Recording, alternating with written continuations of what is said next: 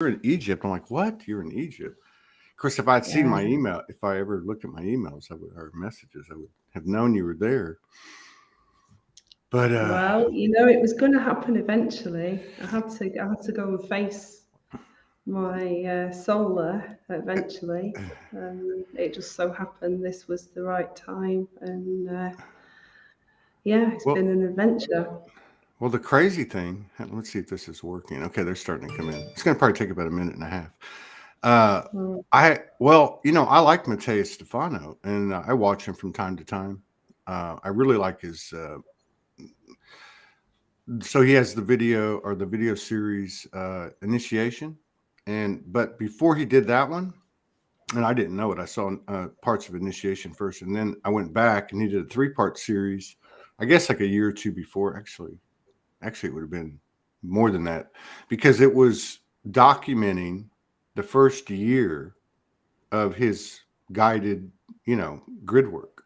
And I think he went to, I want to say 50 something countries in 40 days or something like that, 40 weeks. And he didn't have a penny. It was just like all of our stories. He was told to go here, he was told to go there. He had some incredible stories, but they documented it.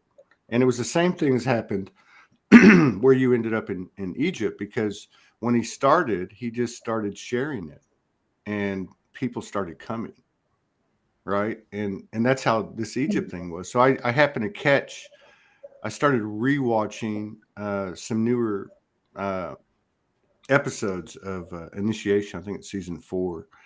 And then I caught that he was in Egypt and he was finishing something up, because I really hadn't been keeping up with him, even though I'm on his page. And then you're over there. I'm like, what? So did you go specifically to see to be part of that? You just happened to be there and you connected. Wow, that's cool. No, I was there before. I'd always planned to go, and I wanted to go last year. But the thing for me is, Egypt is very sacred part of my soul, Mm. and I even underestimate. I mean, it'll come out in this conversation. I completely underestimated it. Underestimate. Had you ever been to I Egypt? literally had my ass kicked and also stretched everything here, every single polarity. And I know many other people have had the same experience. It's not So unusual. But that was the first time you went to Egypt.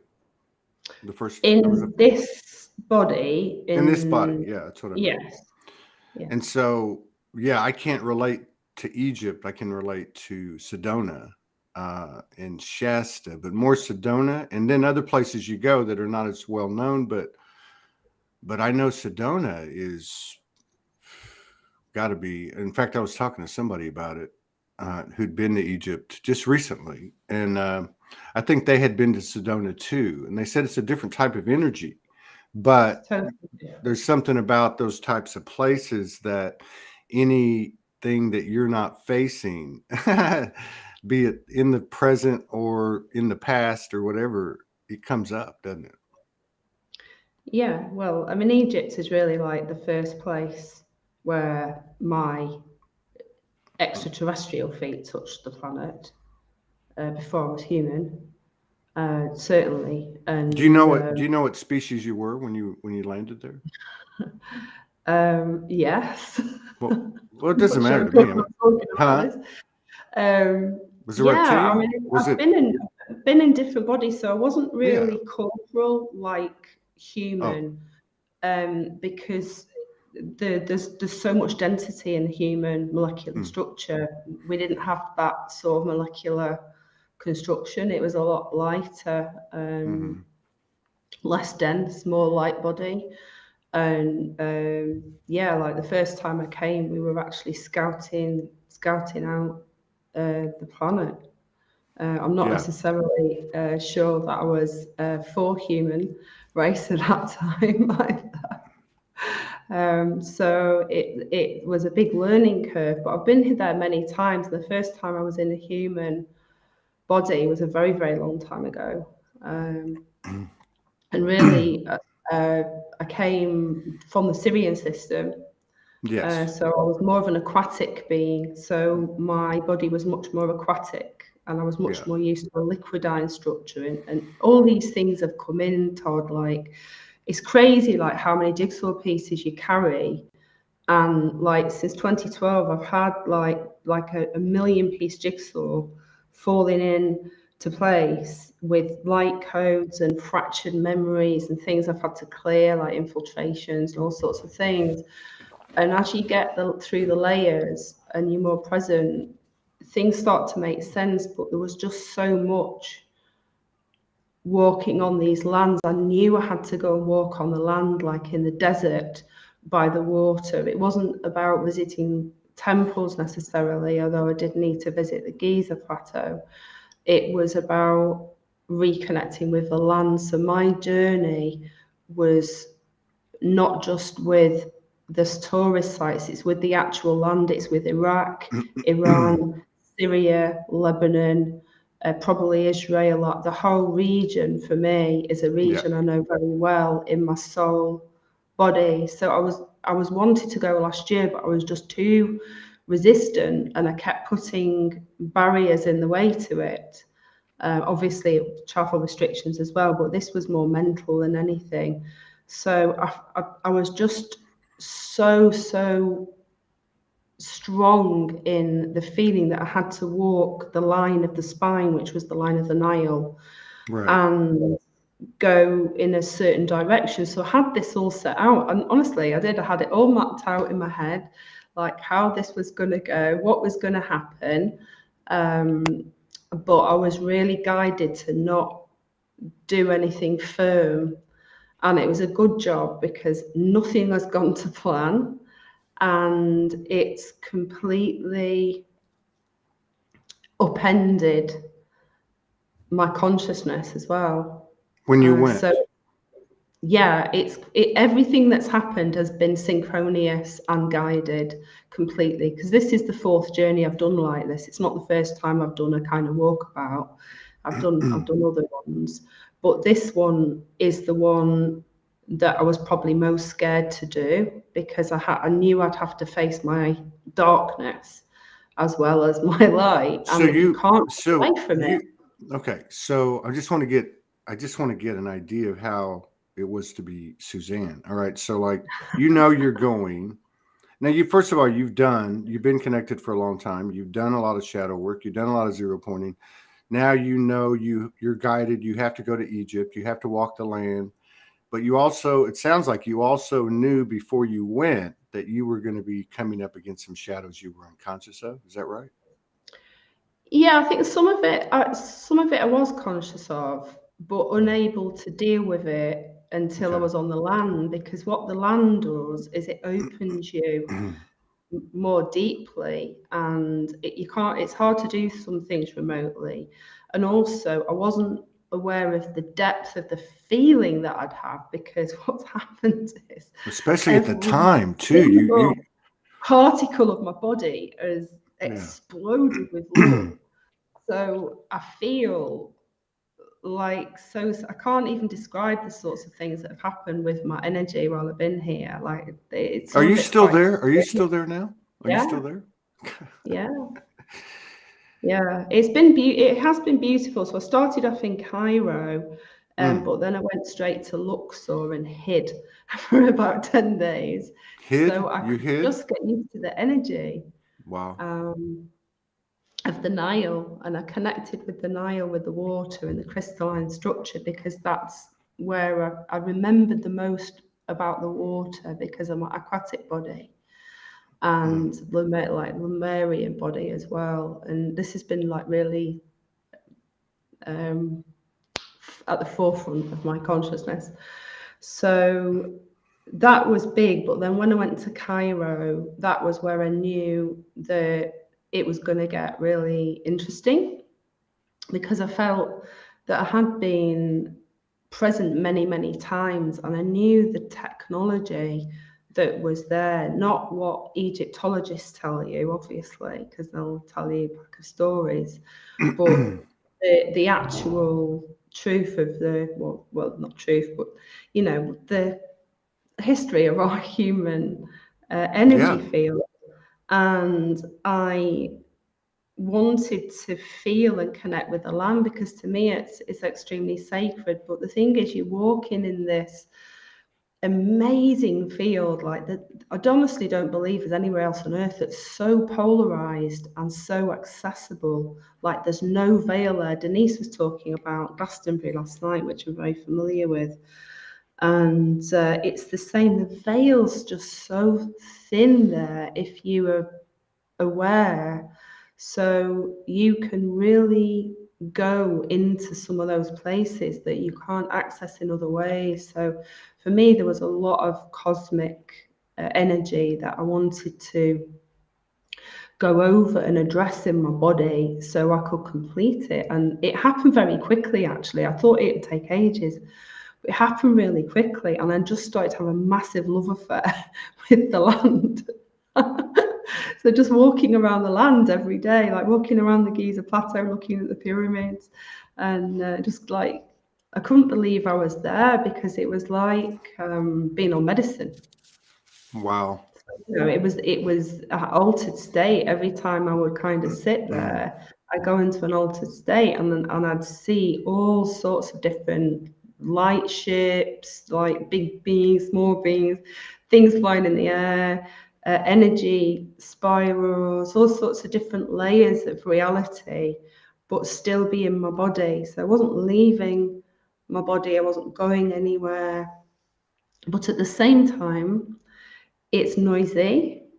It's got You mean in it's noisy, significant like issues with energy as well, you know, siphoning, all sorts of things with energy. So you've got both polarities right in front of you, and it's a beautiful, beautiful initiation, I call it, being in that place. Because if you just stayed in Giza, you'd never see Egypt for what it is. It's a beautiful country, and I'm really glad that I went there. But when I went to Cairo, lots of people came, and we had a sister circle.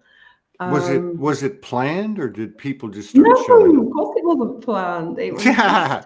So were these sisters you knew from Facebook or social media, or you just yeah, happened to meet up with the some of same type of them. people there?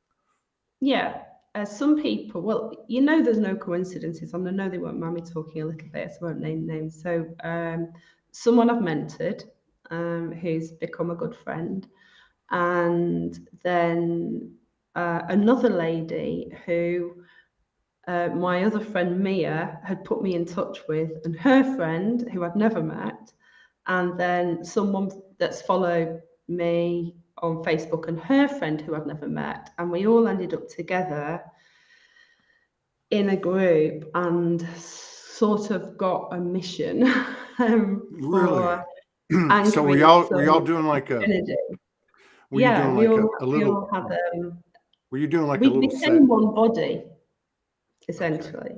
So I mean, so how did it start? Like, did you guys get like in a circle and like have a session together or meditation? No, it just all came boom, boom, boom, boom. No, Wow. we were chatting a bit on Messenger. We knew we were going to come in on different days, so it was just like, could we meet up? Um, we ended up in an apartment, four of us were in an apartment together, so that was easy. And then we just all met and had some food, and had like just walked around, had some experiences, and then things started to happen. They don't just happen, because the field that we live in is totally conscious. And when you're conscious and Yeah. you're not trying to control it with your mind, it creates for you. And we went into a kind of synchronicity Mm-hmm. and started to feel that there was things to do, places to go, activations. And we never really had to discuss it. It wasn't like there was any telepathy, Was but it we like you knew. done it before? Well, it was actually. I So mean, what I I mean is can't like, share with you really what we did and where we went, because the okay, place we went isn't widely known, and I can't really disclose that but did location. it? But That's it was fine. Just whatever you. beautiful. But did you at any time did you, any of you just look at each other and go, I remember you. We did this before. Yeah, of Did course, you have any? all the Yeah. time. Yeah. Okay. Yeah. And also that the thing about when we ended up, the work that we did was perfectly synchronistic, and we were synchronizing with another big group of beings, you know, a big light body of beings, Right. as well, and doing planetary grid work. So it was all coordinated, and we're listening. It goes from your service to self, or my personal journey, to something much bigger, and where your soul is driving you. And there's no question about it, because we're all working as one heart. And we ended up in the Cheops pyramid, so that's in the Giza pyramid, together, in the nighttime. So we just us, the pyramid. It's like a very, very sacred place. And that was a place where I've worked with lots of people before. But in this place, it was like we all knew exactly where we needed to go and exactly what we needed to sing and code together, but we never discussed it before or after. It was like we were just one soul body together, remembering the feminine codes. It was a feminine anchoring of light codes for our strength, to strengthen the pillar of light. And it was the most I promised myself I wouldn't cry, and I always do this. It was just so utterly humbling to do this work. It moves your consciousness in a way that isn't easy to articulate.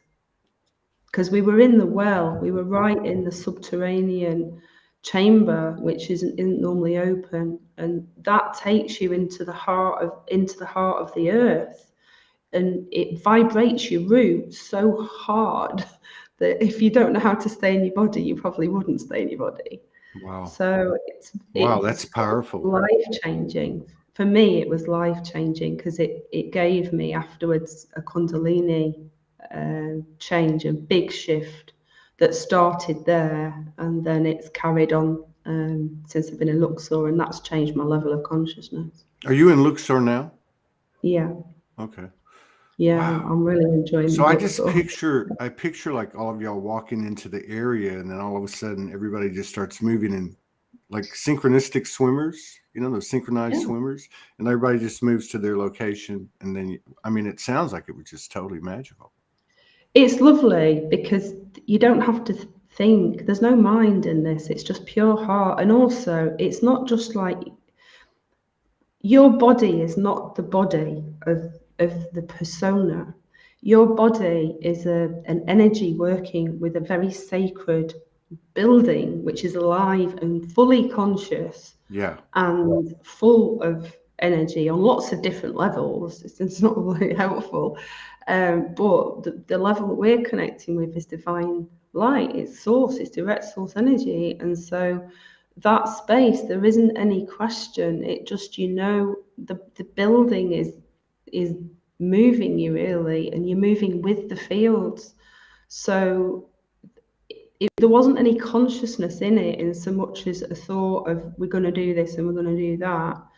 I knew where to lie. I knew exactly where to lie on the floor, like the sounds, even though there was no physical sound, although we were toning, you can hear sounds in other dimensions, like vibrations, and your whole body is vibrating, like the whole building vibrates, your whole body vibrates. And this is technology. It's light technology, and it's working with the earth, but it's not working in a way that we might think in our brains, because we're evolving past the need for a physical building. This is what is the take of all of this. I was more moved when I went to Saqqara, which is that code I sent you. Oh, okay. Hang on. Let me see if I can. I think, was that the first one or the second one? No, the second one, the pink second one. Hang on. So I made this code in England. Oh, you and I made it didn't in know England. what- Yeah, I did. I didn't know what it was, but now I do. Let's see. You get it up. It's really cool. Yeah, I'll get it. Wait. There it is. Oh, wait, it's the other one, right? No, it's the other one. Huh? That one. Is it that What? one? Did I send you that one? I didn't even know I sent you that one. That must be an old one. Hang on. That one. That This one? one. Okay. Yeah, that one. So you did this before you left?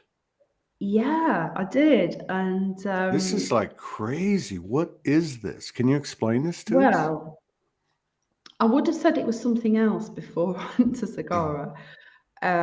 So at the center of it is a coda rope, which is about humility.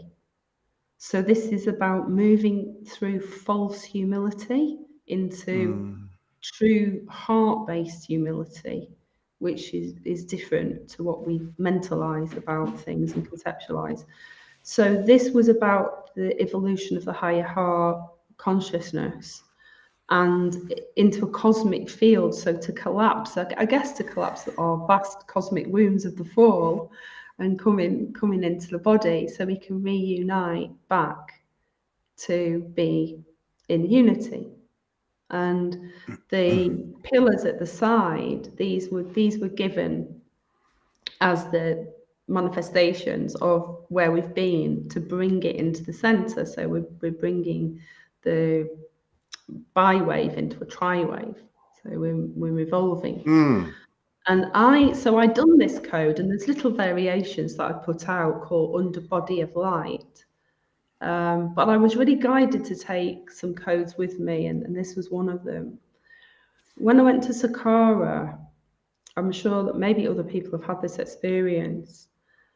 I wasn't expecting the response that I had. I'd been one time before, and I'd walked the site in various places, and there was a lot of portals there. There's a big crystalline portal there, and I'd kind of got the idea that the site was an ancient battery. So it was an ancient technology, but lots of things were blocked off from my memory, and I can understand why now, because I thought I was on really safe ground going there with a group of people, and we were with this lovely man called Youssef, who does lots of great work around the undercover Egypt. So the other stories, not just the surface story, and a lot around alien technology and extraterrestrial technology, advanced light technology.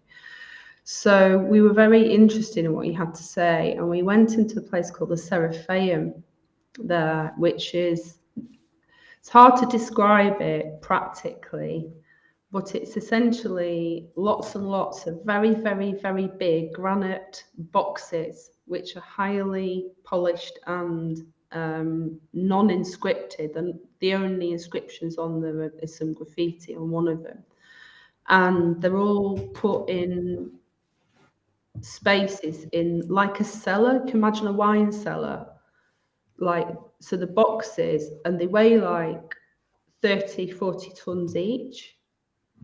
Yeah. And there's lots of them, so they're laid out in a certain way. I had no idea what was in there, and I'd never really considered it or heard of it in this life until I walked in. And when I walked in, my heart broke into pieces. Wow. I never felt a level of grief that I felt when I walked in there. I could barely breathe because the Do you have grief. any idea? Do you have any idea why? Big, yes. Because I remembered it as it was when it was working, when it was all real, working as a beautiful portal. It was like a Stargate portal. But we used to use it in the Ascension space, and it was so beautifully crafted. It was so beautifully crafted, and it had been completely destroyed. So I felt the creation of that site in my whole body as if it was a living being and a living energy like planet Gaia, because it was working with the earth, and I felt the destruction of it and the fall. So this has been a pattern. I've felt so many of the big falls because I had to heal that inside of my own soul to come into unity to do it. So that was the first fall that I experienced, and I felt the level of destruction that had been put on that very, very sacred place in my Wow. body. And it was very, very profound, because at the same time I'm downloading. It's not like doom. I'm not saying it's doom and gloom. It was just, there was a lot of emotion, but at the same time I'm downloading lots of Yeah. information. So the memory was coming in, and as the memory was coming in equal degrees, the information was coming in. It was being unlocked. So it was like almost like a bittersweet kind of thing. What's amazing about your story is that during this time, as you know, so many people, they didn't go to Egypt, but the way things were happening, including what you just described, having a memory, something coming up, feeling grief, but at the same time you're getting all this code and you're processing, and another one comes. But you went to this place, which arguably, just based on the, and I'm just an amateur researcher, but something happened in that region post Atlantis that clearly involved star family collaboration. And then what you're saying about these structures, which are a technology that we don't think of as technology, but we're getting there, the light technology. I mean, these things are sentient, number one. I mean, if you think about, like, if you research at all about craft from Star Family, they talk about how the craft itself is sentient, like one with the pilot, right? So Yeah, it is. that's I've the been on type of, one. yeah, I mean, that's the type of technology. When we think Absolutely. of seeding the earth, and I'm sure that was there, the flora and the fauna and so on, but the seeding of the earth, the electromagnetics, the cosmic connection, the collaboration of what's been created and what created it. That's what these pyramids are. And there seems to be a lot of evidence, Sumerian, Egyptian, Phoenician, um, that come from that area. Like that's a Yeah, they're not huge really pyramids. They're octahedrons, anyway. octahedrons. They're not, you know well. They're, You know very yeah, well. yeah, that's true. That's true. They're all octahedral Now, spaces. And were you, because of because of you and because of the time and because whatever, it doesn't even matter. And to your point about, like, as an example, the pyramids being an octahedron, obviously part of the veils coming down is being able to see beyond the visible light spectrum, not just from the third eye. You know what I mean? Like, people see things and whatever. And I know were you able to see was there anything about the energy, if you looked at the Sphinx or you looked at the pyramid or any other place that you walked, even on the Nile, that you were able to see more clearly than you have been before? yeah, I've Yeah. seen a lot of things. I've seen lots of things, but also I've questioned deeply what reality is, Yeah. as well. Yeah. Because there's a lot of inserts and there's a lot of things that are moving at the moment off the planet and around, as we're evolving, because we're collapsing polarity. So yeah, I've seen a lot of things. The physical, there's all different types of layers of what's there. You've got physical temples, obviously, like bricks and mortar with Mm. inscriptions of gods and goddesses and kings and queens, and just taking it at face value, the level of craftsmanship Yeah. in It's those literally buildings. other. I Yeah. mean, It's the very literally fact other. that the buildings got built in the first place on the Giza plateau and the Yeah. technology was built in the first place is beautiful. Then the temples that came later, that was many, many thousand years later. They're beautiful as well, and they're like living museums and living works of art, and they've been preserved. A lot of them have been rebuilt. Some of them, like a Karnak, for example, they're using AI technology. They're using modern technology to scan the broken bits and rebuild so they can put it together. It's like a big jigsaw piece. So just on a normal level, there's lots of interesting things going on, and a lot of archaeology around like how life went on. It's interesting, but for me, that wasn't the reason I was going, because the buildings are alive, they're living, and they're evolving, and they exist in many different levels and layers, and you have to really, like everything, become the resonance before the building energy will open to you. You have to become the resonance, and if you're not sincere, if you're going to get something out of it, or if I was going to take some codes, or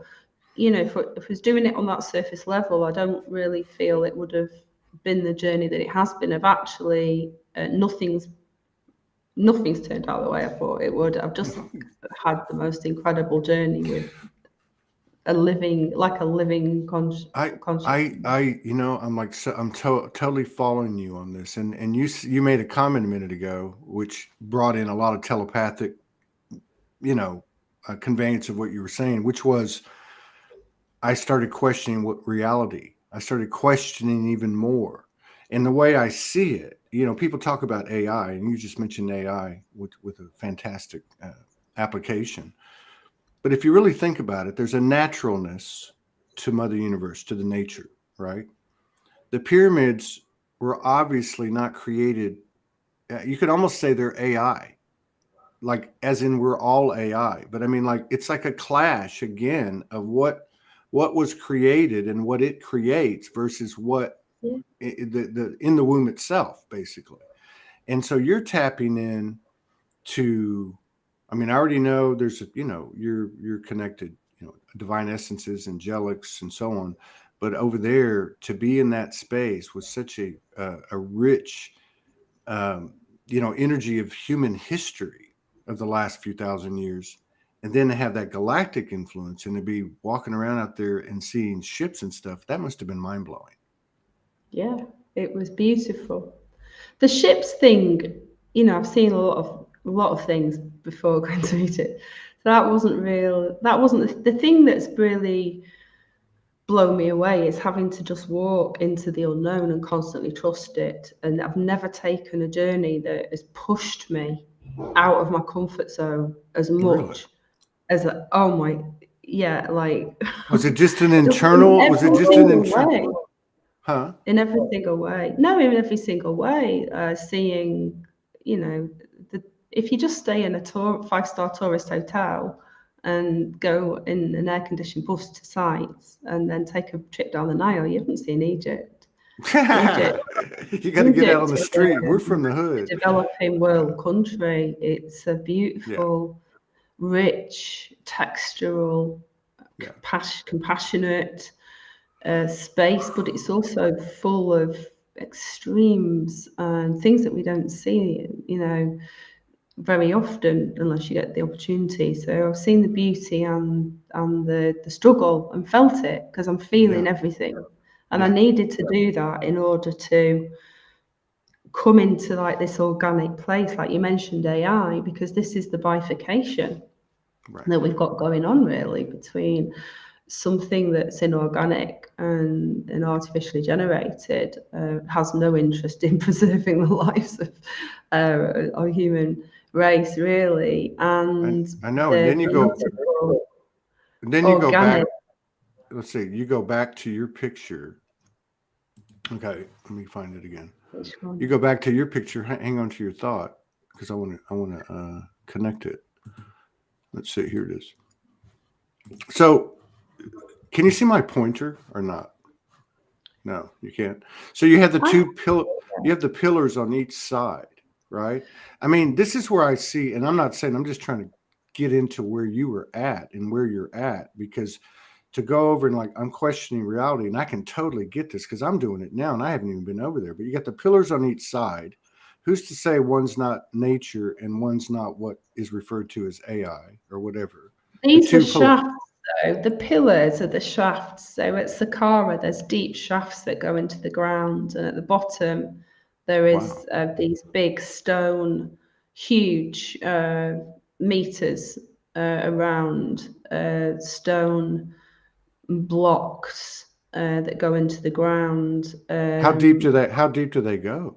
The shafts, I don't know in meters, but deep enough. I was in a private one. And I managed to get down into the bottom, not the one in the middle of the pyramid, but the one of the other ones. And I was with it for about a quarter of an hour meditating. So I got a good kind of look on what was going on, and also the underground. There's lots of underground shafts, and they were filled with the underground shafts. They're not. I'm probably going to get kicked out of the country for this. The shafts that run under the site, they were lined with very fine crystal. So you could feel they're not lined anymore. They all got destroyed. But you can feel it. You can feel the energy lines, and it runs with the water. So water, the crystal, was working together, and it's like because it's alive, because water's alive, crystal's alive. It's not nothing's what you think it is. The whole universe is a living, breathing, conscious structure. If we could just feel that just for a moment, life would change very quickly. I think that's what we're coming into. So wow, this is far out. I mean, it's such a conundrum because that's where I look at mostly, where I kind of like hang out, I guess, is where you have the star family presence in the physicality, whether most of us see them or don't see them, or whatever the case is, or whatever's going on, which isn't just about the present secret space program or collaborations or alliances or whatever with let's say countries and ETs or whatever. It's actually throughout the whole history. And this is in the recent history where it all started. I mean, there's solid evidence. If you look at the reigns of the Sumerian kings, if you look at the depictions in art and such, paintings of those kings and queens, priests and priestesses, and so on, and just everything that came out of there. Did you feel like, if you had to say, this is who Susanne was before I left, and this is who I am right now, and it's probably going to change tomorrow, what would be the biggest changes? Or do you even know? Are you just going into more of a space of nothingness, knowing nothing, right? It's a good question. At the moment, I can't give you a good answer to that, Todd. Cool. I think largely those things, just be straight from the hip, is a distraction. I think vastly the Earth has been designed to distract humans. You mean in terms of what's been designed? That's what I'm saying, because it's been designed because if you think about a planet naturally evolving, and then these progeny of Mother Universe come in, no different than humans, come in and start to plant these things around the Earth to control the frequency and so on and so on and so on. It's no different than the moon being an artificial satellite and projecting certain things, or presenting certain things, or distorting certain things, or whatever. Yeah, I get what you're saying. It's perfect design, though, Todd. What's that? I'm an architect of code, so it's a perfect design. Yeah. And it was a perfect. I think the biggest thing is it's easy to get lost in who did this, who did that. This is bad. This is good.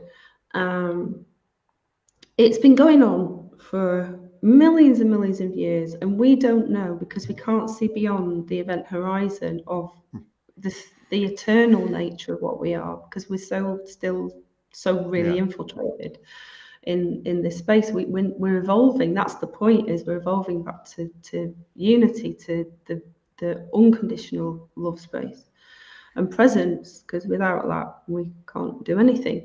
So the space that we've created is in linear time the experience is a long time, but as soon as you come out of linear time, there's no dimension and no space. You're just in this collapsed form, and that's where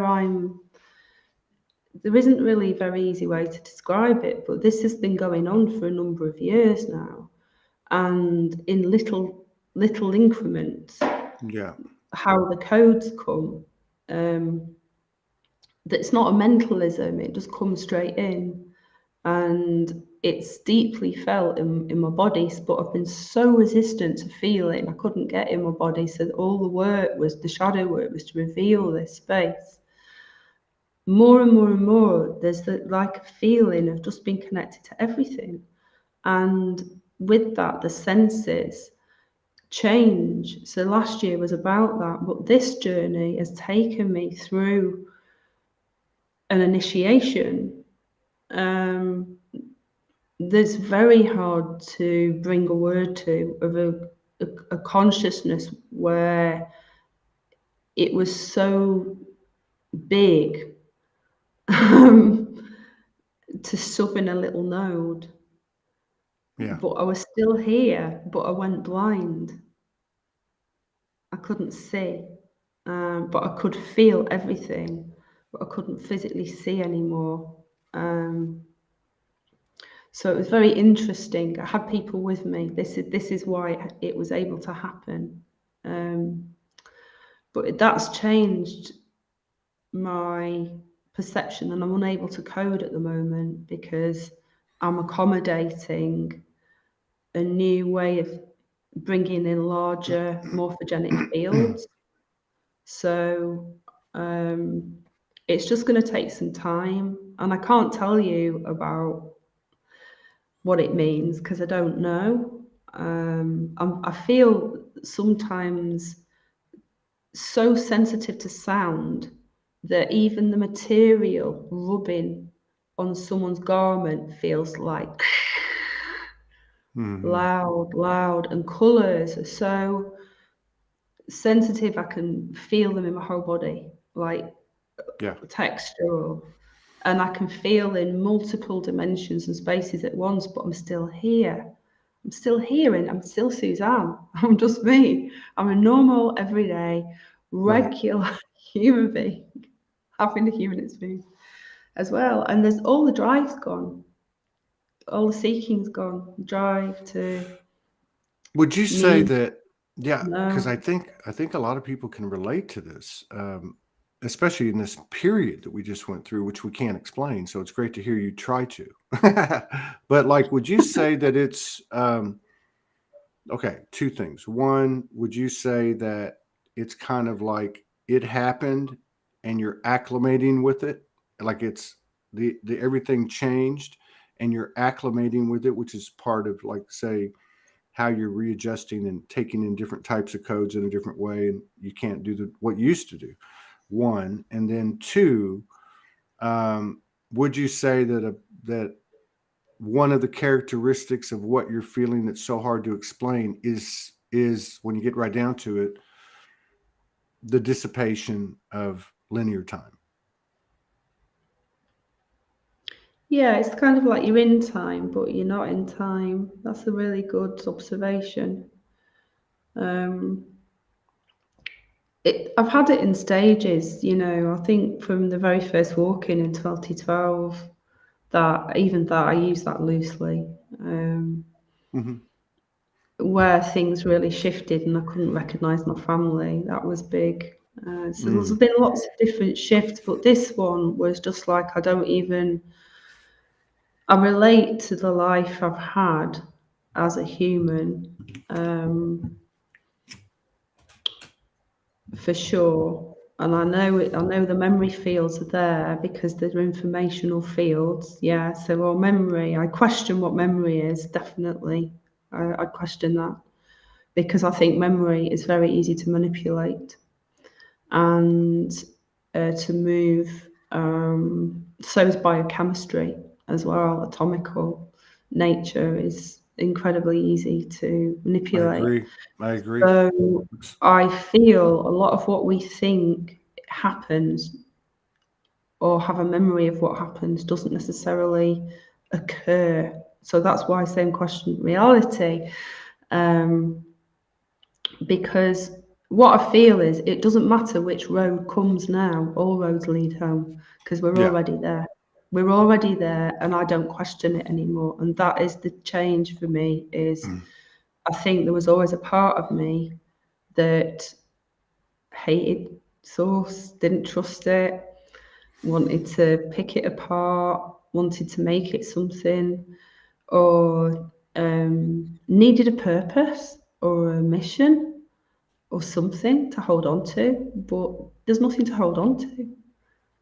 There's just nothing to hold on to. It's Yeah. beautiful. It's so humbling, and it makes you feel so tender because I can be with other people that are so different from me, but I'm starting to learn to recognize that everyone is beautiful. Love it all. Yeah. Love it all. Yeah. Yeah. It's like the external, which is the universe, is what's the difference between that and your partner? I mean, it's full of the infinite spectrum of the universe, just like we all are. And you can see anything, you can experience anything. I mean, it's all in there, light, dark, all that stuff. God, this is a deep thing for you. I can feel it. Yeah. There's Very much.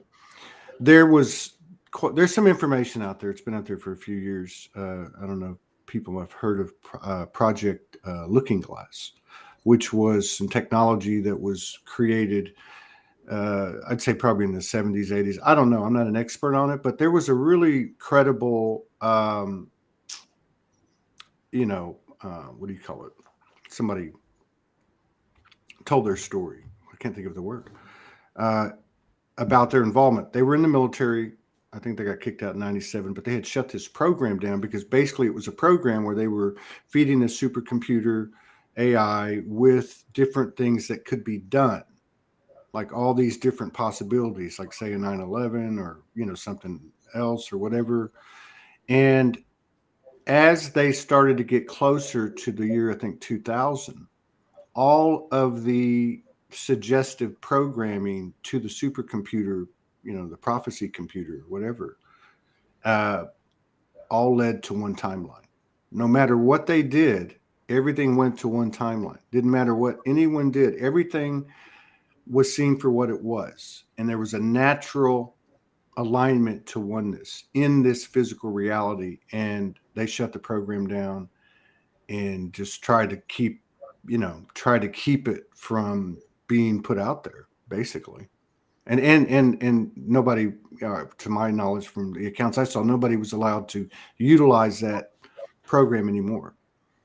So there's something about what you're saying from an individual level that I think the world is going to realize, which is beyond surrender. And like you said, really, when you get right down to it, just to love it all. I mean, this is Yeah. it. If you don't get it here, There's you no don't get it death. anywhere. Death. There's no Exactly. death at all. Exactly. Death is like death is this ridiculous thing that humans have. Honestly, it's an obsession, isn't it? Like that's the whole problem. It's the number one program. Isn't it? I'm just like looking at this as an art from an art. I see so much of humanity from an architect's point of view, but I'm not lessening my human. I just want you to know because I'm really going through it. No, I But I mean, can see it that's what from I a mean. much bigger perspective. I can see things from a massive perspective, and all the different morphogenic fields like working, including all the interference, including all different elements. Anyway, it doesn't matter. But the thing about all of it is yeah, exactly. We never truly left that state. It's just an illusion that we've created, and we're all creators. We're all creators. We're all creators having an unconscious creative experience. So when we have an unconscious space, which we all do inevitably as humans, it's still living consciousness. So it has its own dimension. So the things that we have created that we think are the opposition or the things which are suppressing us or artificial intelligence, which hasn't really even hit yet, whether, how that will play out, I can't really say. I wouldn't want to predict it. But, lots of different things. And we're the creators and architects of the whole thing. That's my point. That's my point. You end up looking at the whole thing from that perspective you're talking about, and you see the same cycle occurring over and over again. So how do we know that what we call AI today isn't the role that we played after we were created in the same cycle of exactly in the same cycle of supposed death and rebirth, or really renewal or rebirthing or new creation, or whatever you want to call it. Like totally infiltrated as well. It's like when you see it, there's all these like words that humans are just really scared of, and the ways that the words have been manipulated and charged. They're like made to charge you so that you get fear of things. But this kind of way, everything's just energy. It's just energy and motion. And the thing is, once you go in your heart and you're in that pillar, you're in your pillar of light, and you're in that center, you've just got to stay in that center and breathe and have presence. It's actually incredibly simple. Like, we've made it so darn complicated. I know. Yeah. Because if you don't have presence and you haven't got that core pillar strong, you're going to always deviate and get lost in charges, because your biochemistry has been, and your DNA has been set to keep you in a certain way. Our consciousness is like spirit is so beautiful, so advanced, and there's everything that we're in, and it's almost like, it's like we went back in time to experience a backwards Earth, because the technology that we're going to develop isn't going to be machine technology. I mean, it could be if there was a bifurcation and some humans decided to go down a time loop of AI, it would go a different way for those beings. The technology is us. We're the technology. Our living consciousness is that's the whole point, isn't it? That we come out of the obsession with material stuff and realize that our love, our beautiful hearts are the creation technology, and our songs and our tones and our harmonics is what's going to come together, because it's only together that we do it in the pillars that create the harmonics for the new architectures of Earth. It's like, wow, it's like we're an orchestra. That was a hell of a rap you just put out too. I need to put some music to that little clip. No, that was awesome.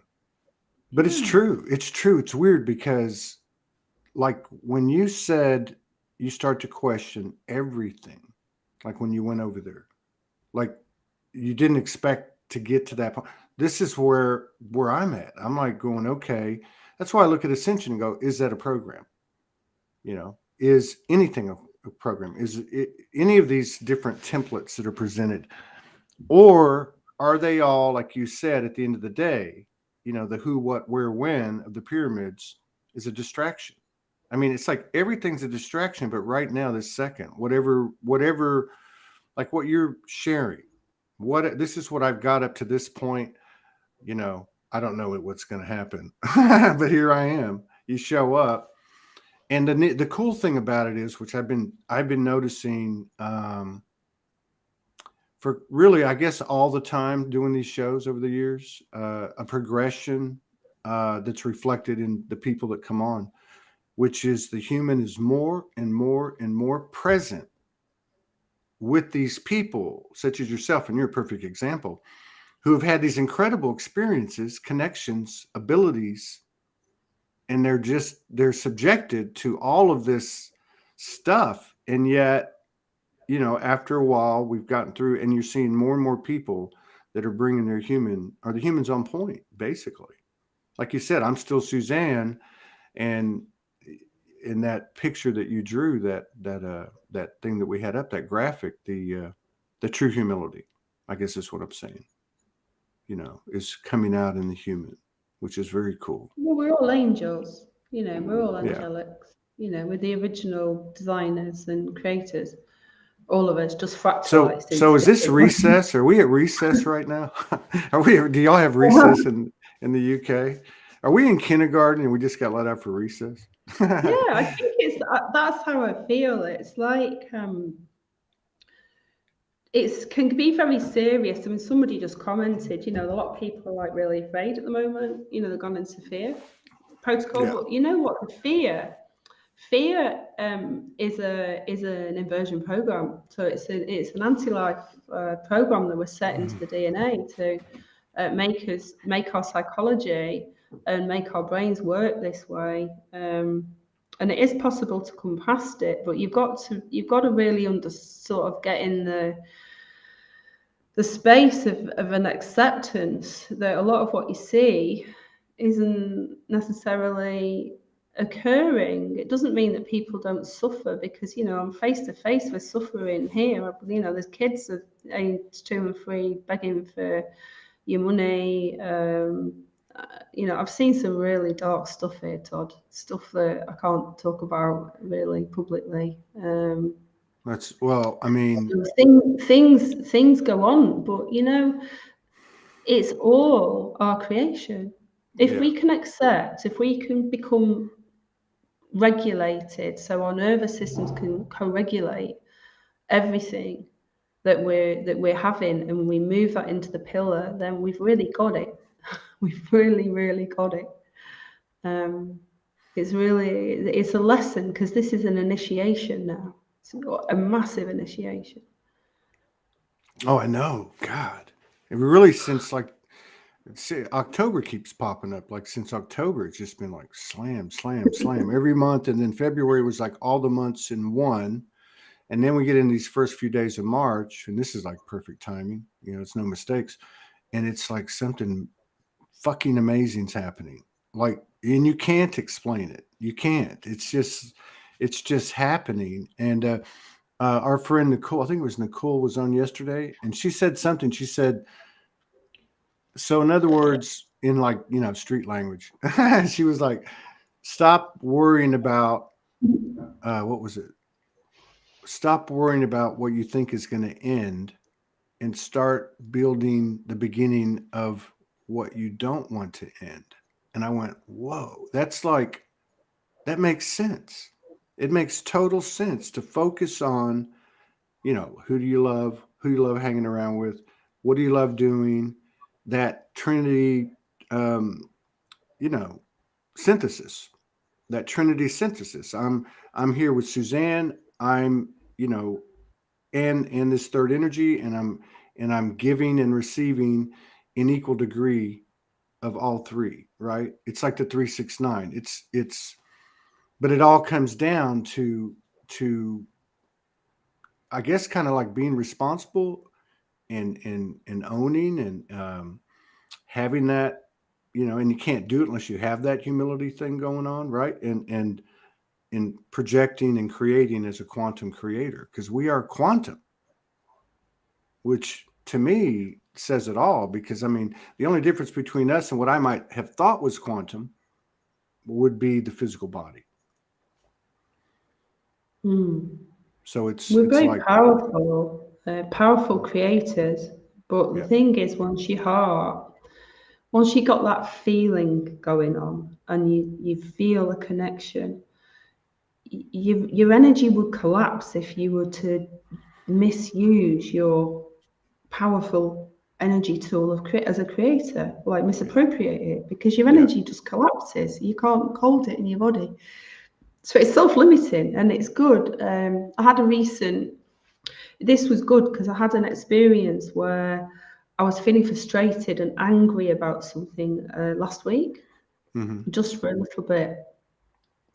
And it wasn't appropriate for me to discharge it or to transmute it, so I shoved it in.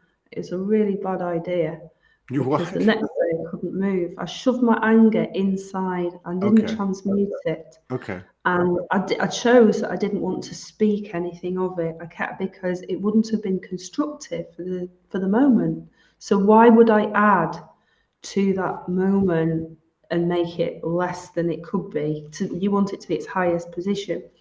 So I kept it inside and I didn't transmute it. And it was a really, really bad idea because the next day I couldn't move. It damaged my nervous system to hold that sort of energy. So this was a really deep lesson of now having to be super, super present with everything, like every thought, every feeling, not dismissing it, not pushing it away, but also carefully appraising and regulating the whole system, which is not just your body, it's the system of the field that you're in. With consideration, rather than being like a bull in a china shop about me. All the you're right. it's a real change. Yeah, there's something about the nervous system is like the sensory to your field, and it's a really good point about what you make, because I had an experience last week with my nervous system, which has showed me real quick how deep our fear, or whatever you want to call it, how deep our tension goes, and then it was like cleared now that I understood it. But God, you bring up so many good points of what's actually happening to us now, and this thing about okay, that example I gave you about the Project Looking Glass. The reason that everything kept going to the same timeline, no matter what was being changed or what could be changed by any, let's say, of 8 billion souls, was one reason, and it was free will. They said the more free will. So what that told me was, if this is accurate, and it resonated with me, is that our free will as conscious human beings incarnated was coming into alignment with that other humility you're talking about, that universal will, basically. Like, you know what I mean? So it was like the people and the plants and the animals and everything are making this decision by free will that cannot, the only course of action is the one true timeline. This is fascinating, exciting. There's lots of timelines because time got fractured. So and there's all sorts of temporal rifts. That's sort of the other bit of my job here. But ultimately, it's all coming to one because it always was one in some way. It's just different splits, different presentations. I don't have the best words. The best word architect in the whole world is Ryan Melchizedek. He totally nails it. And he's really brought this space alive for me because he's given me words for the things I've had feelings for so many years. So it's helpful. But yeah, essentially, we're all moving in this one plane, but it's been split into so many different planes, but we're all still in that one space, which is why, of course, when we're having these conversations, it's like we're sitting together. And the timelines, you can see the timelines now. The timelines are the distortions. The timelines are the headlines that you get engaged with, or the illusionary things that piss you off, or whatever it is. Those are the timelines. Or we might call them Sims game. What's that? It's like a Sims game. Exactly. I liken it to that now. To be honest, that's what it looks like because I can break down the skin. So it looks like a Sims game, and it is a Sims game. And there are beings which are just, I don't even know. That's the way I see it.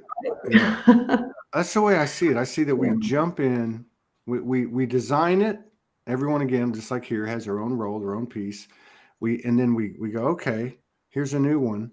And then we jump into it, right? And it's either going to be that, or we're all sitting in a circle, okay, in the great sphere, the one original sphere. We're all in the circle of life, and we're all just simultaneously hit some kind of cosmic DMT, and we all took a hit.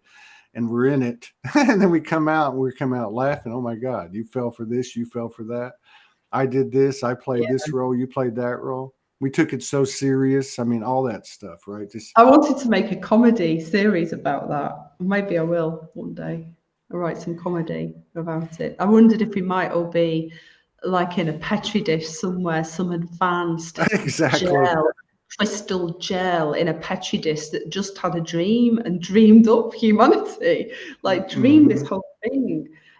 Because that's the thing, is once your mind is phrased, that I had this when I had the pathogen, it really took me into some crazy places. And because it's an artificially made substance. What was it? Hmm? What was it? You know, the pathogen, the thing that has no name. Oh, I got you. That one. That took me into a lot of AI, really deep into the AI, as a lot of people reported. You know, it was a deep initiation, this was. And it was partly into the unconscious dimensions of creation. So I had to face all my unconsciousness, which was pretty harsh. And also, it was like, okay, so there were so many permutations of possibilities of what this can be that we can't know. You could literally keep creating in a quantum state the different levels and layers of consciousness, and we would never truly have an answer. So you can spend your whole life seeking and searching, but you've lost that exquisite moment of being here and just being okay with it. And I think that's maybe what the decision that people are coming to slowly is. We've got all these different distractional routes that we can go down if we want to, but even with the difficulties sometimes of being in an uncomfortable or a painful space, there is something quite beautiful about being human. And you just don't get it in other spaces. And that's perhaps, I'm not saying it is, but that's perhaps why we chose to create what we did ultimately, even though it seems at the moment very, like lots of different waves. Yeah, but you're right. Now, we've been talking about this on the show. It's not just because of me. I mean, people have been bringing it up, and it's basically this every day, like everything's been growing. We know we've all had gone through a lot of stuff, but like say on or about 2012, there's been this constant expansion of what's occurring. And it's like one of the things that's coming up recently is the reverence that people are displaying, or that they have, or being a human being who's in this body, but has everything that it has everywhere else. It's just coming into that. I mean, there's something about that, that appreciation, no different than what you're talking about with things that we run into. And then you look at it and you go, you just love it. Well, why wouldn't that apply to this entire shared experience? Because there's not a lot of things we can actually say we have in common. But one thing we can say is we are a human being, right? And we have these episodes and experiences and situations and channelings and transmissions, downloads, activations, and lucid dreams, and they're all converging on one timeline. They're alluding to one timeline, like, unless all of our minds are controlled, which there's been too much. There's a force bigger than those pyramids, than those star family, than even us. And in fact, it is all one. It's just that cosmic web that you see when there's no savior. There's no one coming to save you. You might as well just get that one out of your mental field. It's there's all. It's amusing really once you get past it, but I know it's very serious for some people. They're caught in these different delusions that something's going to save them that's external, but there is nothing external. No. It's you. It's all you. So the whole savior thing was all a program. But even in regard to programs, they're sacred too. I mean, they They played a are. role. They played a It's great not even role. God source. They played a great It's a role. total Yeah. paradox, isn't it? It is. It is. It absolutely is. It's like, it's okay. I'm not human. You know, I remember when I came off the streets, I was like, and I was writing, I was like, I am soul. I am not a human being. And then it goes all the way because you have to let go of everything that you're actually not. And then it leaves the space and you're standing there going, oh, wait a minute. So what am I? And I think the really cool thing is, if the worst thing that could happen to us in terms of, being not fully conscious or not fully aware, is the fear and the profound, you know, of our power, our actual abilities, who we are, what we are, our memories. I mean, this is mind-blowing stuff. To even the strongest human on the planet today would fry you. To see a blink of your life and see every life you've ever had off planet, on planet, access to Yep. all information. I mean, it'd be like jumping into the void. It would be too much. It would just be like, You probably die actually because we're infinite. yeah, The whole idea of time is a ruse. yeah, It's an illusion because that's linear. That's why we dropped dimension, and we slowed down the particle that we sort of slow down into time. So that whole notion of relativity is slowed everything down in our consciousness and in our bodies. I mean, Jason talks about it a lot. So we're speeding up really fast. So it's pretty cool. We've got to do it in the body though, because that's what we've agreed to. We've agreed yeah, to have an ascension experience in inverted commas in the body. So we're speeding up of the spin of the atomic yeah. body to increase the consciousness. So we then will be looking at each other and there'll be no apparent distance of consciousness. But it's not just humans, it's everything. I know. It's everything. Everything in the material universe is source. It's even like a brick, or it's not just grass or an animal, it's everything. Yeah. I Everything. think It's I think it's I think we're going to see less of.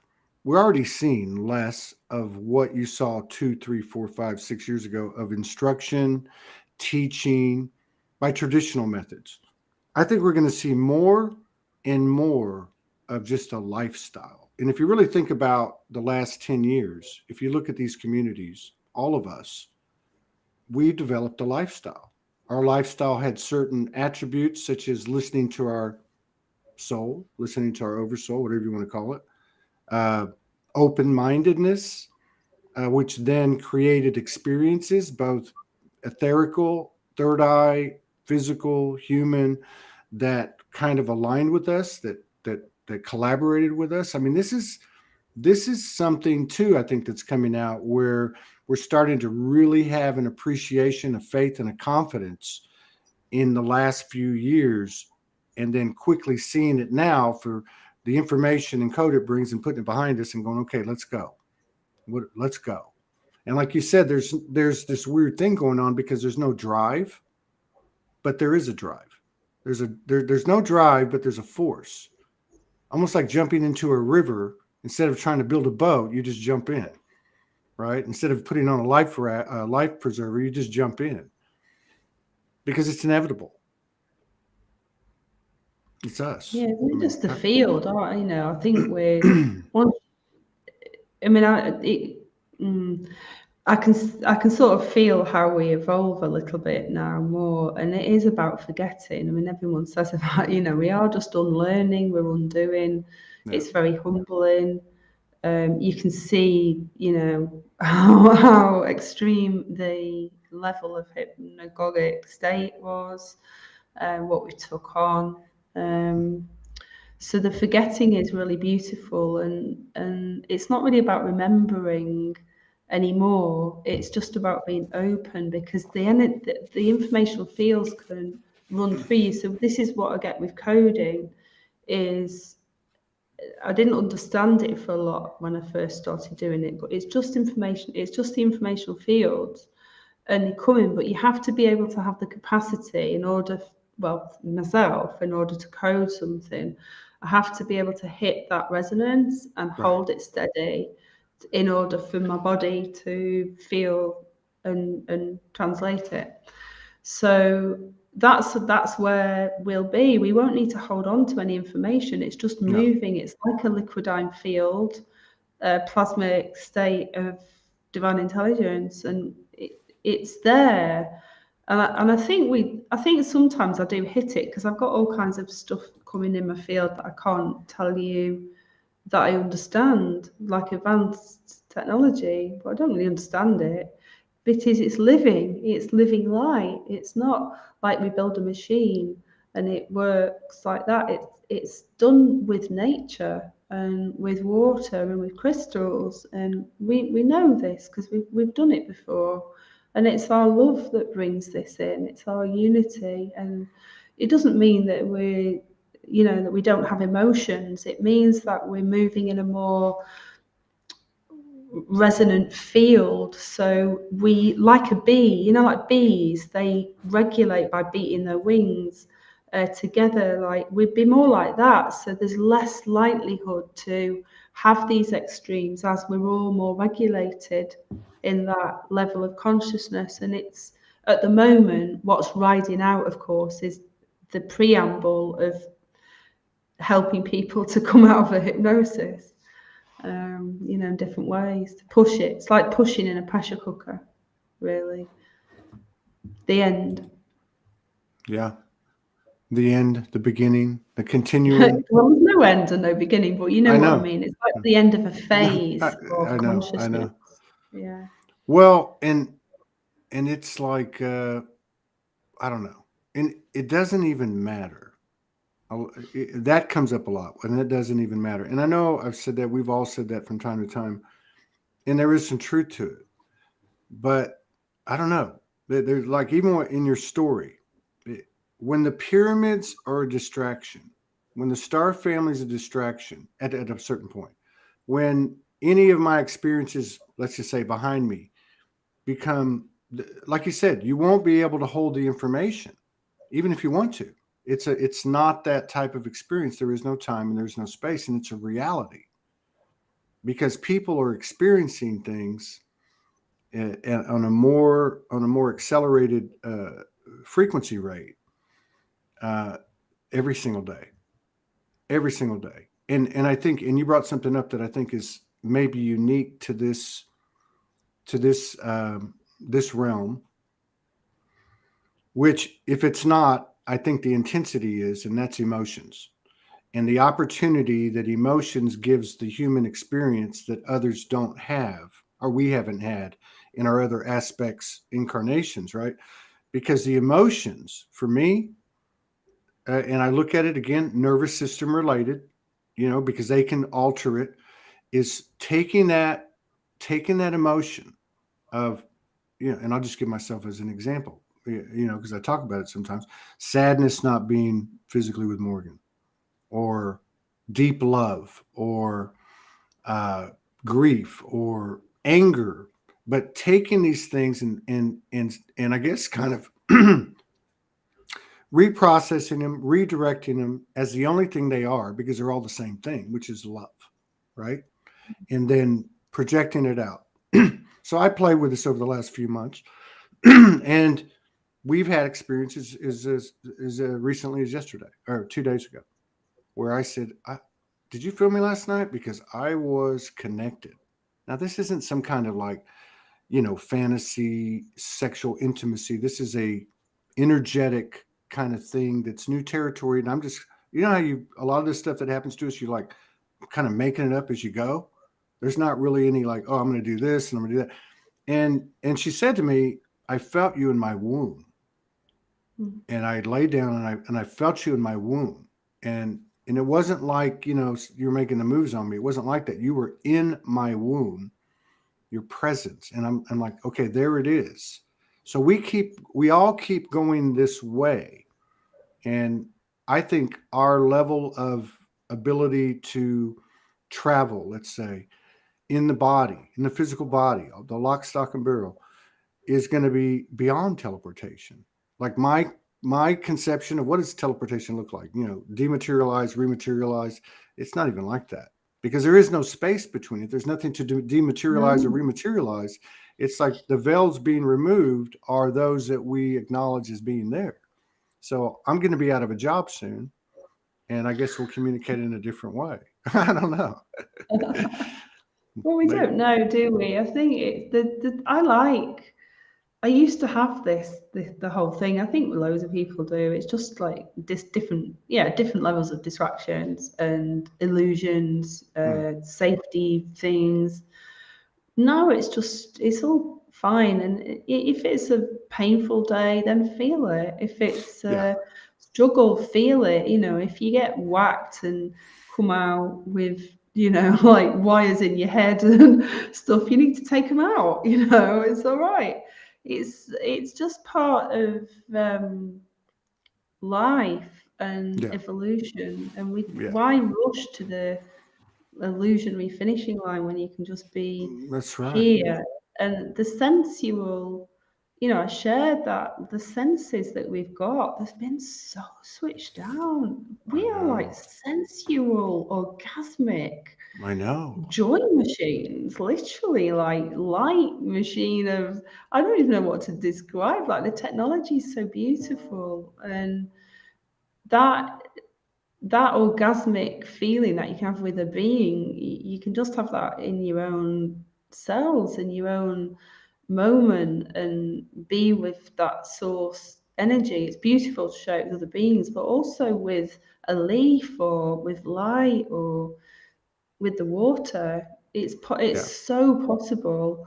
We can be here and present, and also in many eyes and many dimensions at one time, and all those eyes are seeing this through your eyes in that one moment. And that is when you get that, we can have that honor of being the end node. I don't really know what I'm saying, but I'm just sharing it in the moment. Well, this is the best. This is the best. This is absolutely the best. That's what I feel. I feel like that's what it is. It's like the whole universe is looking through your eyes, and the one you're looking at is a reflection of the universe looking at you. Yeah. And it's that synergy. It's Exactly. so beautiful. Exactly. I think things are picking up very fast, very, very fast. We were talking last night, and it was like, she was saying like, I feel something coming really, really big, almost like something's ending, something's coming. And I said, yeah, we've said that. All of us have said that over the years. Something's, you go through initiation, you go through a purging, you feel like you're being prepared for the next, and then something, you feel the energy change. But to me, this feels like almost like February was to the previous few months, all those months in one. Like, to me, it feels like almost like we're stepping out into the ball, like we're going to the ball, like Cinderella, right? Like we're going to this, we're coming out, and really it's happening. No matter what's going on out there, there's something going on that is being like virally transmitted. We'll just put it that way, in non-conventional, non-typical ways, in the way that's always been there, that we're just coming into. And it's what you're talking about. I mean, how can any of us hold against the grain the expansion of and the awareness of unity consciousness if I'm looking at you, which makes it, you're there and I'm here, but that's not really the case. And even like when you talk, and I know you can relate to this, and probably everybody can, when you're talking and I'm asking you questions, my head is just like blowing up right now. I can experience breath by breath, step by step, moment by moment, what you experienced in Egypt or what you've been experiencing. But I can feel it by probing and getting, the back and forth code sharing. I can feel it. And I think that's another thing that's really happening. And maybe that's telepathy, is that and it only makes sense. The more we can put ourselves in the shoes of anything external of us, be it a mountain, a sister, whatever the case is, the more oneness we're going to have. As long as we see it as an antagonist or an opposition or a polarity, then yeah, then there is none really. right, That's the thing. yeah. It's, you know, I've lived in this kind of like blame, and also the memory game. It's been a hell of a ride. We discussed it on other shows, you know, like Franco talks about it as well a lot, that the memory matrix would make you blind to the person that you're with, because you just have this list of programs from the last time you saw them, or the emotions that you had that are recorded, so you can't be in this moment, like now, with what's here, because none of the other stuff matters really. Right. Not in the fullness of the experience. So this is the evolution. I feel like I swallowed a fly. But yeah, it's been... It's the throat chakra. It is, as long as it's really going. I've spoken, because I haven't spoken all day, and then suddenly... No, the throat chakra is like blowing up for people too. Yeah.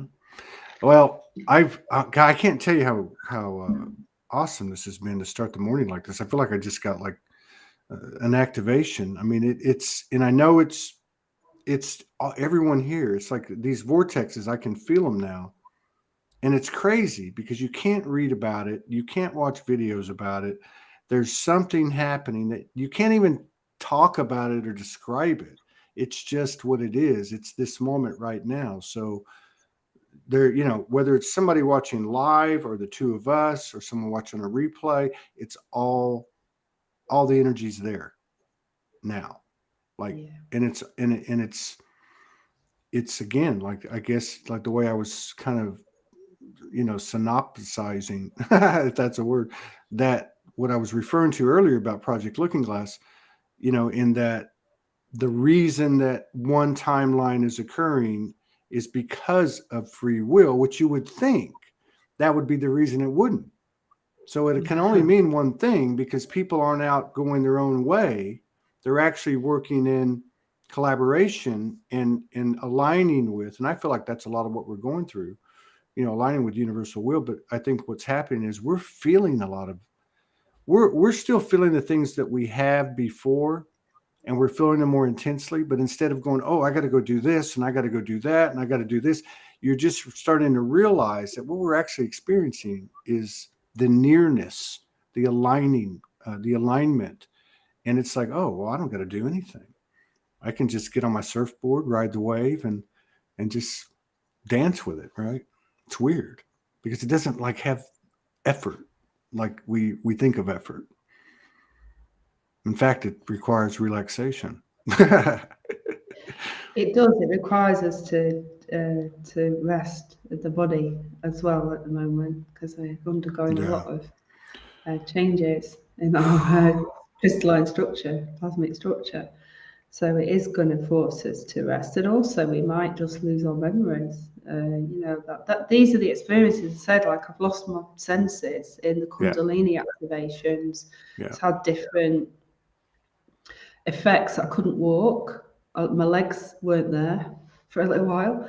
I lost my sight twice for a number of hours, and all the senses were like really switched up. But I could feel not just the room I was in, but I could feel all the beings in the room in the different layers and different dimensions. But I can't describe it in words. It's ridiculous. There's just no point in even trying. It just is such a beautiful acceptance that there's no point in resisting. No, it's free. The resistance is what makes us sick, and the resistance and you can't even. Well, yeah. and what's happening is, even if you want to resist it, which what is that? So really, I mean, like, what does that look like? It looks like a loop comes around, you grab it, and you start riding it again. Even if you want to, you can't. Something will happen. Like last night, and this is, I think, happening for a lot of people every day, more and more. It was just one of those moments, and I was like, I got to lay down. I got to lay down. I could feel the energy just coming through me. You're getting all this stuff coming in. It's not like human thoughts or ego thoughts. It's just information code, light code. So I laid down. I thought, well, I'll turn on YouTube and I'll watch a video on history or something, just to keep. And that lasted about 22 seconds. My TV shuts off by itself. I thought, oh, I've been here before. So then I turn off everything, and it's nighttime and it's quiet. The windows are open. I swear to God, I could hear like like you were saying, like a bee, a buzzing on a flower 2 streets away. And it was like in my ear. I don't remember what the specific sounds were, but there were just certain things I could hear. And not only could I hear them, but I could see them, like a leaf blowing on it was crazy. And you're right. Like you said at the beginning, I think people have been having this experience off and on, which is like a plant medicine. All of a sudden you're like in a plant medicine type of atmosphere and you're going, wait a minute. Like, and Yeah, you're seeing, it's crazy. And it that's just what seemed, happened. Like it's definitely because I did DMT twice in my life. mm, And the first time I did it, I was in a field. I was like, I was when I was a housewife. really? Secretly, yeah, I secretly wanted to find out like what was beyond my sight. So I tried this substance, and it was amazing because it was so beautiful. I remember just repeating the voice like I am source, but what I could do was see that, which was every blade of grass, like the patterns of the flight of the insects, like multiply, and then I could play with it and go to a leaf like several hundred meters away, and my eye could see the leaf and it could feel the wind on the leaf, and it never left me, that feeling. And I think it was a long time ago now, but it opened questions about if my consciousness was open there, what could I get naturally? And that's what led me to meditation, breath Yeah. work, Yeah. the principles of presence, I'm because that's what surprised you didn't just fly off the planet, No, we haven't because actually. well, because it's been my experience, and I've done a lot of that over the years. I don't anymore, but quite a few years, like 35, 40 years. But people like you, like Morgan, like there's some people that don't need any of it.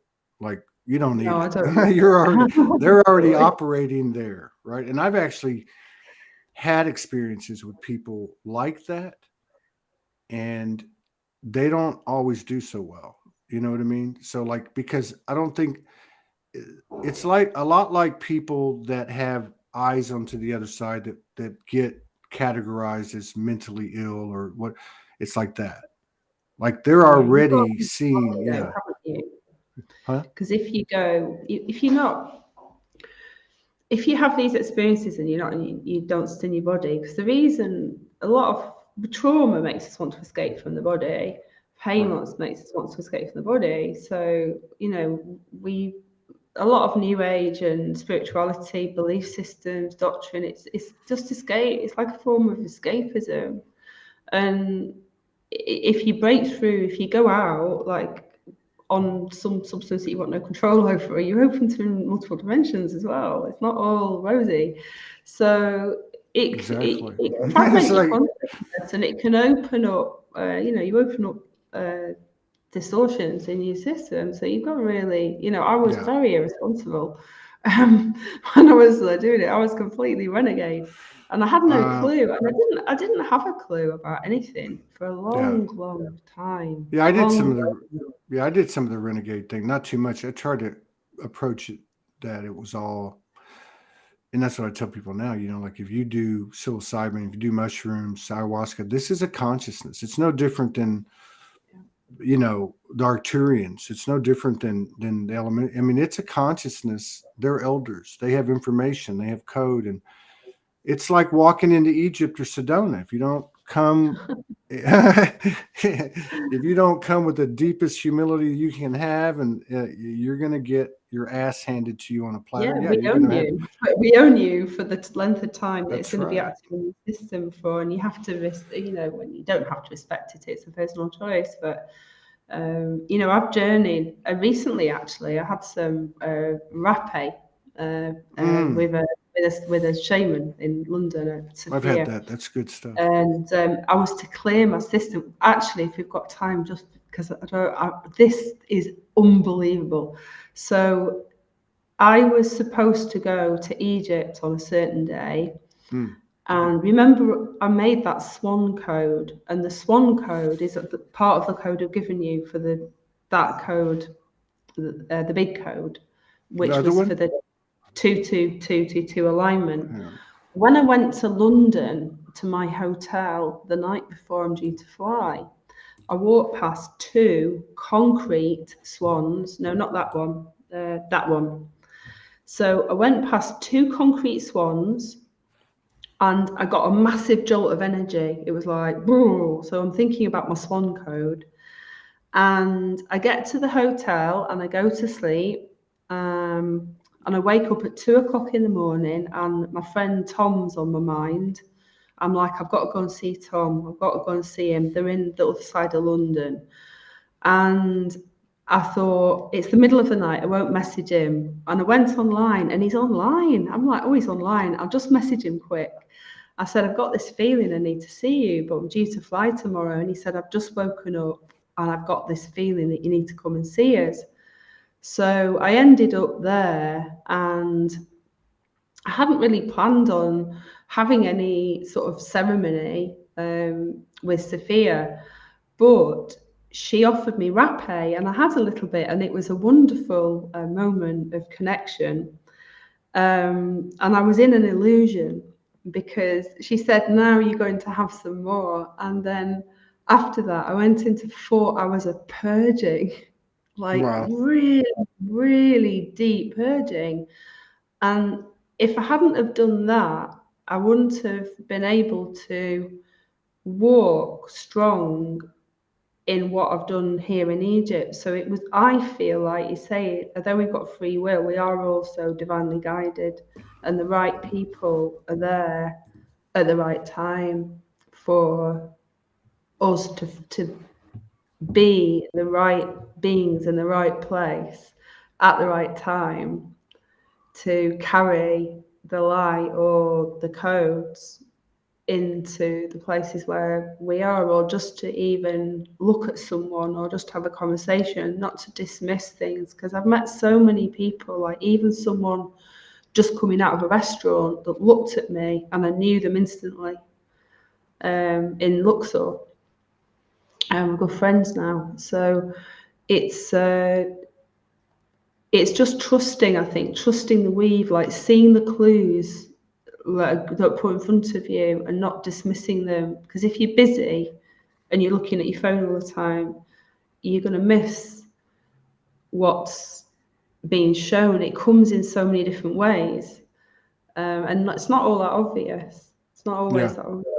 No, it's true. That's true, though. All day, every day. It's like reading a book. It's like reading a multi-dimensional book. It's all there. Every bit of it's there. I woke up this morning. There was no snow in the forecast. They get snow here like maybe once a year. This is the third time. And I could feel something come in last night. Like something's going on. Something's going on. I finally jumped in bed and I thought, okay, let me try to.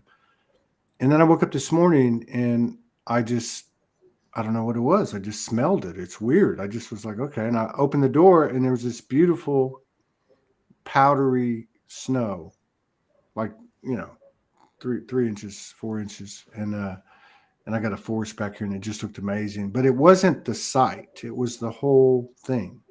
Like you think it doesn't have anything to do with you, but it has everything to do with you, right? Like it's crazy. I wish we could stay longer. I got another show in 15 minutes. We could go on for 2-3 hours. Morgan will reach back out to you. Yeah, this is cool. Thank you so much for sharing this with us. This is like real time intel because it is so important. Yeah, and so thank you for this, and thank you for going out there and doing that work, you and your sisters and anyone else that was involved, because all these things are, contributing to the collective and truly in the Trinity energy. So thank you so much. Love you. Thank you. Thank you so much, Todd. You look fantastic. You're like radiating. People are making comments. Keep it up. Whatever you're doing. And if you find that, if you have any of that Kool-Aid that you found over there, ship it out. Ship some to Arkansas.